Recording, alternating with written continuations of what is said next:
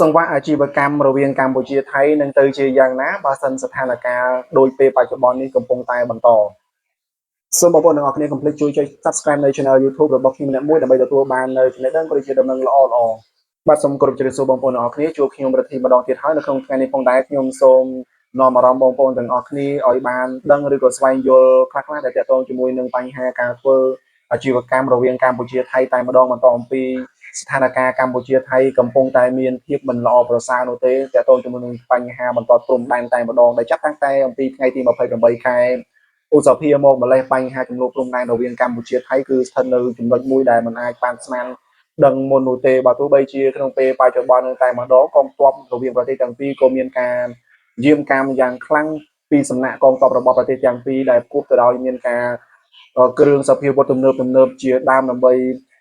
កំពុងតែរងចាំមើលស្ថានភាពនឹងតែម្ដងបើទោះបីជាមានការចរចារវាងមន្ត្រីថ្នាក់ក្រោមរហូតដល់មន្ត្រីថ្នាក់កម្ពុជារវាងប្រទេសទាំងពីរយ៉ាងណាក៏ដោយក៏យើងពុំទាន់បានឃើញនៅចំណុចជាវិជ្ជមានដ៏ធំណាមួយដែលធ្វើឲ្យស្ថានភាពរបស់ប្រទេសទាំងពីរនេះថយចុះឬក៏រងមកសភាពល្អដោយដើមនោះទេបើទោះបីជាជំនួបរវាងឧបនាយករដ្ឋមន្ត្រីក្រសួងការពារជាតិកម្ពុជាជាមួយនឹងឧបនាយករដ្ឋមន្ត្រីក្រសួងការពារជាតិថៃឃើញមាននៅលទ្ធផលជាវិជ្ជមានមួយចំនួនក៏ដោយក៏ប៉ុន្តែស្ថានភាពនៅក្នុងការប្រងជើងការរវាងប្រទេសទាំងពីរគឺស្ថិតនៅក្នុងភាពចាំបាច់រហូតតែម្ដងនេះគឺជាអ្វីដែលខ្ញុំចង់ជម្រាបជូនដល់បងប្អូនទាំងអស់គ្នាប៉ុន្តែខ្ញុំសូមបកក៏ដូចជាសូមនាំអារម្មណ៍បងប្អូនទាំងអស់គ្នាឲ្យបានដឹងដែរថាតើនៅពេលដែលបញ្ហាព្រំដែនរវាងប្រទេសទាំងពីរកំពុងតែមានភាពក្តៅកគុកដូច្នេះចំពោះការធ្វើពាណិជ្ជកម្មរបស់ប្រទេសទាំងពីរនឹងទៅជាយ៉ាងណាដែរប្រហែលជាបងប្អូនទាំងអស់គ្នាបានជ្រាបក៏ដូចជាបងប្អូនទាំងអស់គ្នាបានដឹងហើយថាថ្មីនេះតែម្ដងគឺក្រមយោធារបស់ប្រទេសថៃបន្ទាប់អំពីទទួលបានសិទ្ធិអំណាចអំពីនាយករដ្ឋមន្ត្រីរបស់ប្រទេសថៃនោះគឺបានចាប់ផ្ដើមបិទនៅច្រកព្រំដែនដោយឯកតោភាគីរបស់ខ្លួនដោយការបិទច្រកព្រំដែនរវាងកម្ពុជាថៃតែម្ដងដែរវាជាចំណុចមួយជាអតិពលមិនល្អនោះទេនៅក្នុងការធ្វើពាណិជ្ជកម្មរវាងប្រទេសទាំងពីរដោយដែលបងប្អូនទាំងអស់គ្នាដឹងស្រាប់ហើយថាអាជីវកររ៉ូស៊ីកម្ពុជាជាច្រើនបានធ្វើការរ៉ូស៊ីគឺជានាំនៅតំណែងមួយចំនួនធំចេញមកពីប្រទេសថៃដើម្បីយកមកលក់នៅក្នុងប្រទេសកម្ពុជាផងដែរហើយអ្វីដែលយើងបានសង្កេតឃើញនោះតែម្ដងគឺមានសកម្មភាពនៃការតវ៉ារវាងអាជីវកររបស់ប្រទេសថៃជាច្រើនដែលកំពុងតែរកស៊ីនៅតាមបន្តព្រំដែនរវាងថៃកម្ពុជានេះពីព្រោះវាពិតជាប៉ះពាល់ទៅដល់បញ្ហានៃការរកស៊ីរបស់ពួកគេខ្លាំងណាស់អ្វីដែលខ្ញុំចង់ជម្រាបជូនដល់បងប្អូនទាំងអស់គ្នាបន្ថែមទៀតនោះនៅក្នុងការថ្មីនេះតែម្ដងសម្ដេចប្រធានព្រឹទ្ធសភានៃប្រជាជាតិកម្ពុជាគឺសម្ដេចអគ្គសេនាមហាបតីតេជោហ៊ុនសែនក៏សម្ដេចបានធ្វើការប្រកាសក៏ដូចជាជូនដំណឹងដល់បងប្អូនប្រជាពលរដ្ឋកម្ពុជាទាំងអស់ឲ្យបានជ្រាបឲ្យបានដឹងសម្ដេចចង់ឲ្យបងប្អូនប្រជាពលរដ្ឋកម្ពុជាយើងមានភាពចាស់ទុំនិងមានភាពអត់ធ្មត់ទៅលើបញ្ហាអធិការឬការធ្វើអ្វីមួយដោយឯកតោភាគីអំពីសំណាក់របស់ប្រទេសថៃតែម្ដងជាក់ស្ដែងដូចជាការបិទនៅច្រកព្រំដែនតែម្ដងសម្ដេចបានប្រកាសក៏ដូចជាបានប្រាប់ដល់បងប្អូនប្រជាពលរដ្ឋកម្ពុជាថានៅពេលណាដែលថៃគេសម្រេចចិត្តធ្វើអ្វីដោយឯកតោភាគីនោះមិនមែនមានន័យថាវាជះឥទ្ធិពលមកលើកម្ពុជាយើងទាំងស្រុងនោះទេសម្បីតែថៃក៏ទទួលរងនូវឥទ្ធិពលនឹងផងដែរសម្ដេចបានលើកឡើងនៅចំណុចមួយដ៏មានអត្ថន័យផងដែរថា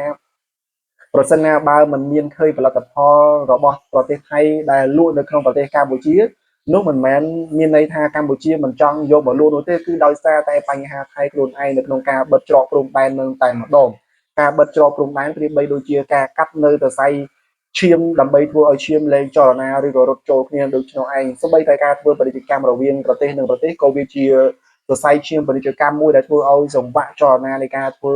អាជីវកម្មឬក៏ការរកស៊ីរវាងប្រទេសនីមួយៗនឹងឯងគឺមានភាពល្អប្រសើរផងដែរនៅពេលណាដែលយើងបិទនៅច្រកព្រំដែនហើយយើងកំណត់នៅម៉ោងចេញចូលបន្ថែមទៀតនោះវាពិតជាជះឥទ្ធិពលទៅដល់ក្រុមអាជីវកររវាងប្រទេសទាំងពីរខ្លាំងណាស់ដោយដែលខ្ញុំបានជម្រាបជូនដល់បងប្អូនទាំងអស់គ្នាឲ្យបានជ្រាបអញ្ចឹងថាបើយើងមើលទៅតាមបណ្ដាញប្រព័ន្ធ social media គឺយើងបានឃើញបងប្អូនប្រជាពលរដ្ឋថៃឬក៏អាជីវករថៃដែលកំពុងតែរកស៊ីជាមួយនឹងកម្ពុជានៅតាមបន្ទាត់ព្រំដែនគឺពួកគាត់មានការខកចិត្តក៏ដូចជាសម្ដែងនៅសេចក្តី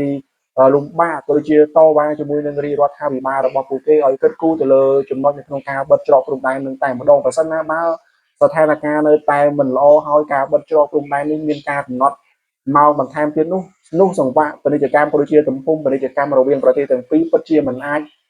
មានភាពល្អប្រសើរនោះទេដោយដែលបងប្អូនទាំងអស់គ្នាបានជ្រាបអញ្ចឹងថារាជរដ្ឋាភិបាលរបស់ប្រទេសទាំងពីរមានគម្រោងនៅក្នុងការដំឡើងនៃការធ្វើពាណិជ្ជកម្មទ្វេភាគីរហូតទៅដល់$15,000 លានសហរដ្ឋអាមេរិកក៏ប៉ុន្តែ បើយើងមើលពីទំហំពាណិជ្ជកម្មរវាងប្រទេសទាំងពីរកាលពីឆ្នាំ2024គឺបានជិតរហូតដល់$10,000 សហរដ្ឋអាមេរិកនេះគឺជាចំនួនមួយដ៏ធំផងដែរក៏ប៉ុន្តែសន្ទុះឬក៏ការព្យាករណ៍របស់រាជរដ្ឋាភិបាលទាំងពីរនៅក្នុងឆ្នាំ2025នេះប្រហែលជាវាមិនអាចដោយអ្វីដែលរាជរដ្ឋាភិបាលទាំងពីរ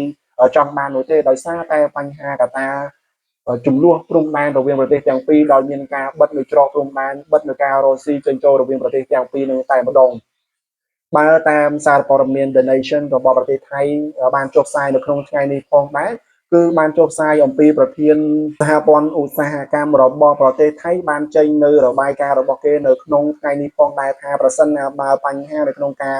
បិទច្រកព្រំដែនរវាងកម្ពុជាថៃឬក៏ការបិទបើកម៉ោងពេលវេលាចេញចូលរបស់ក្រមយោធាបែបនេះវានឹងពិតជាជះឥទ្ធិពលមិនល្អនោះទេទៅដល់សង្វាក់ពាណិជ្ជកម្មរបស់ប្រទេសថៃប្រធានសហព័ន្ធក្នុងនេះបានលើកឡើងថាទំហំនៃការនាំចូលរបស់ប្រទេសថៃមកក្នុងប្រទេសកម្ពុជាគឺមានរហូតដល់$170,000 លាន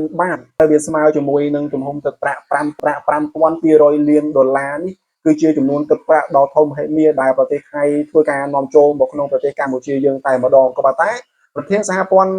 ឧស្សាហកម្មរុងនេះក៏បានសង្កត់ធ្ងន់ផងដែរថាប្រសិនណាបើរាជរដ្ឋាភិបាលរបស់ប្រទេសថៃនៅតែមិនអើពើនៅចំណុចនេះហើយអស់បន្លាយនៅស្ថានភាពនៃការកំណត់ម៉ោងចេញចូលឬក៏ម៉ោងនៃការរកស៊ីរវាងប្រទេសទាំងពីរនោះវាជាក់ច្បាស់ណាស់វានឹងពិត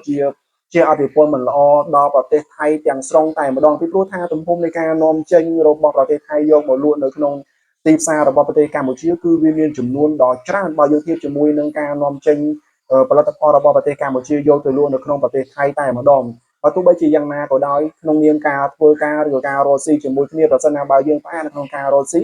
វាជាមិនផុតអំពីការខាត់បងនោះទេវាអាចមានការខាត់បងតិចឬការខាត់បងច្រើនក៏ប៉ុន្តែបើតាមការព្យាករណ៍ក៏ដូចជាការមិនសប្បាយចិត្តរបស់ប្រធានសហព័ន្ធរូបនេះក៏ដូចជាក្រុមអាជីវកររបស់ប្រទេសថៃដែលរស់នៅតាមបណ្ដោយព្រំដែនកម្ពុជាថៃគឺយើងបាន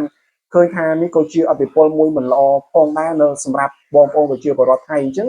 យើងនឹងរងចាំតាមដានមើលបន្ថែមទៀតតើបញ្ហាចំនួនព្រំដែនរវាងកម្ពុជាថៃអាចជួយសម្រួលនៅក្នុងការជួយធ្វើពាណិជ្ជកម្មរវាងកម្ពុជាថៃមានភាពល្អប្រសើរដូចមុនឬក៏កាន់តែធ្វើឲ្យមានភាពយ៉ាប់យ៉ឺនដូចជាក្រមទាហានរបស់ប្រទេសទាំងសងខាងអញ្ចឹងយើងនឹងរងចាំតាមដានមើលបន្ថែមទៀតនៅក្នុងព្រឹត្តិការណ៍ក៏ដូចជាស្ថានភាពរវាងកម្ពុជាថៃតែម្ដងបាទសូមអរគុណ